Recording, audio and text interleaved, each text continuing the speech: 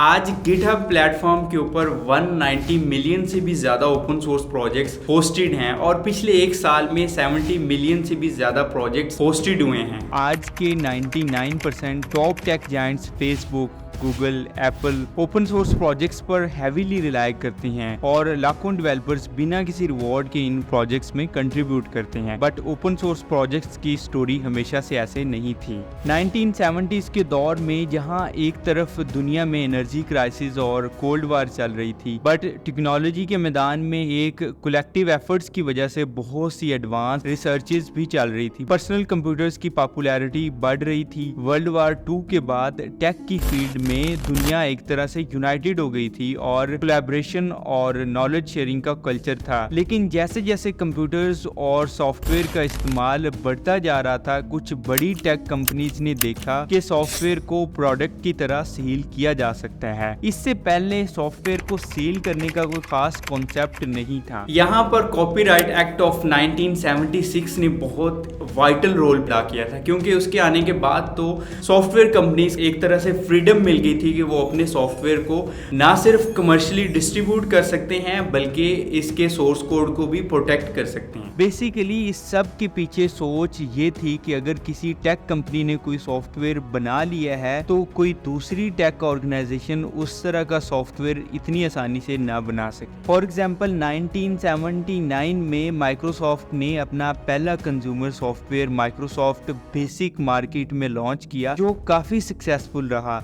इसकी पॉपुलैरिटी इतनी बढ़ गई कि बेसिक ने माइक्रोसॉफ्ट को ICP $1 मिलियन अवार्ड्स जीतने में काफी मदद की। उनका टोटल रेवेन्यू जस्ट उस एक साल का $2.39 मिलियन था। टाइम के हिसाब से काफी अच्छा नंबर था, क्योंकि उस टाइम माइक्रोसॉफ्ट में जस्ट 28 एम्प्लॉयज ही थे। अब इन कंपनीज ने सॉफ्टवेयर का सोर्स कोड शेयर करना बंद कर दिया। दूसरी तरफ यूजर्स के लिए भी मसाइल शुरू हो गए। जब सोर्स कोड एक्सेसिबल नहीं था तो लोगों को ये नहीं पता चल सकता था कि सॉफ्टवेयर जो वो यूज कर रहे हैं उनका डाटा कैसे हैंडल करता है। जैसे आज हम देखते हैं कि सोशल मीडिया और टेक प्लेटफॉर्म में आप यूजर की प्राइवेसी के इश्यूज होते हैं। ये सारी सिचुएशन उस वक्त के साइंटिस्ट और प्रोग्रामर्स के लिए काफी ज्यादा सरप्राइजिंग थी। इसी टेंस इन्वायरमेंट के बीच में एक ओपन सोर्स प्रोजेक्ट या उस टाइम पे फ्री सॉफ्टवेयर मूवमेंट का आगाज होता है और उसके पीछे एक प्रोग्रामर का वाइटल रोल होता है, वो होते हैं रिचर्ड स्टॉलमैन। ये मूवमेंट एक छोटे से इंसिडेंट से स्टार्ट होती है। बेसिकली 1980s के दौर में MIT की AI लैब में रिचर्ड स्टॉलमैन काम कर रहे थे। वो एक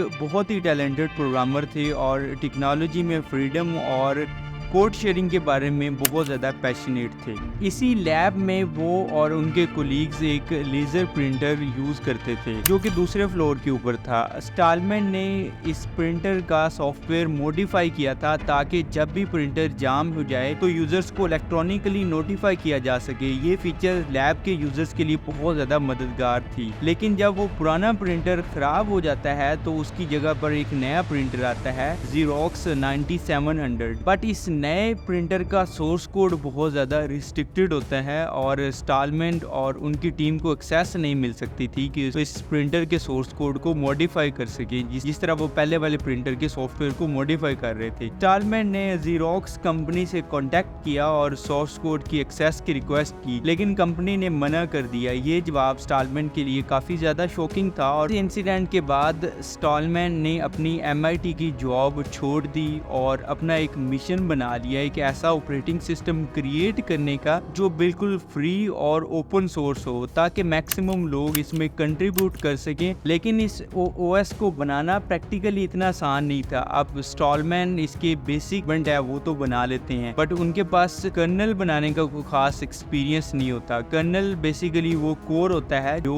ऑपरेटिंग सिस्टम के अंदर हार्डवेयर और सॉफ्टवेयर के दरमियान एक लिंक बनाता है और इसका कंट्रोल रखता है। बट स्टॉलमैन फिर भी अपने मिशन को कंटिन्यू रखते हैं और फ्री सॉफ्टवेयर के लिए कई इंपॉर्टेंट लाइसेंसेस बनाते हैं, जो कि उन मूवमेंट का एक इंपॉर्टेंट हिस्सा बन जाता है, जैसे GPL जनरल पब्लिक लाइसेंस। अब इसमें क्या होता है कि जो भी सॉफ्टवेयर जो फ्री होगा उसके अंदर भी जितने सॉफ्टवेयर बनेंगे उसके बाद उसको यूज करते हुए वो भी फ्री रहेंगे। लेकिन दूसरी तरफ बड़ी टेक कंपनीज और जो लोग सॉफ्टवेयर को सेल करना चाहते थे वो स्टॉलमैन और उनके सपोर्टर्स को काफी ज्यादा डिस्करेज भी करते हैं। इवन उनमें एक नुमाया नाम बिल गेट्स का होता है, वो इन लोगों को नॉन अमेरिकन और कम्युनिज्म तक का नाम दे देते हैं और वो यहाँ तक कि इवन कह देते हैं कि ये बेसिकली सॉफ्टवेयर को चोरी करके सेल करना चाहते हैं। लेकिन स्टॉलमैन और उनके साथी अपने मिशंस में लगे रहते हैं। 1990s के दौर में ओपन सोर्स या फ्री सॉफ्टवेयर मूवमेंट में एक बड़ा मोड़ आता है जब फिनलैंड के एक प्रोग्रामर लिनस टोरवेल्ड्स लिनक्स का कर्नल बनाने में कामयाब होते हैं, जो कि स्टॉलमैन इससे पहले नहीं कर सके थे। बट उस टाइम तक वो इस मूवमेंट का हिस्सा नहीं होते और वो स्टॉलमैन को और उनकी टीम के बारे में कुछ भी नहीं जानते। वो बस अपने इंटरेस्ट की वजह से इस कर्नल के ऊपर काम कर रहे होते हैं। उनको काफी ऑर्गेनाइजेशंस की तरफ से कॉन्टेक्ट किया जाता है लिनक्स को सेल आउट करने के लिए, बट वो कोई खास इंटरेस्ट शो नहीं करते। फिर स्टॉलमैन ने लिनक्स से मुलाकात की और उन्हें GNU के अंदर इस प्रोजेक्ट को as a free software release करने का मशवरा देते हैं और लिनक्स मान जाते हैं और इस तरह GNU और लिनक्स का इंटीग्रेशन होता है और ये एक ओपन सोर्स ऑपरेटिंग सिस्टम बन जाता है, जो कि उस टाइम के हिसाब से एक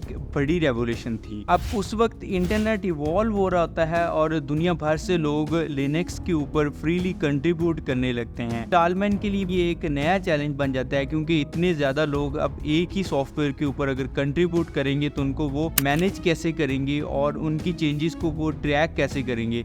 इस प्रॉब्लम का सलूशन उन्होंने गिट वर्जन कंट्रोल सिस्टम बनाकर दिया, जो कि उनका उस टाइम का एक दूसरा बड़ा प्रोजेक्ट था। आज आप देखते हैं गिट की पॉपुलैरिटी कितनी ज़्यादा है। गिट का बेसिक पर्पस ही यही था कि लिनक्स के सोर्स कोड को मैनेज किया जा सके और जितने भी कोलैबोरेटर्स हैं उनकी कंट्रीब्यूशंस को मेंटेन किया जा सके। गिट को भी ओपन सोर्स ही रखा जाता है। अब 99s के अंदर ओपन सोर्स कम्युनिटी के लिए एक बड़ा मोड़ आता है जब IBM ने इस ओपन सोर्स प्रोजेक्ट्स के लिए $1 बिलियन की इन्वेस्टमेंट की अनाउंसमेंट की।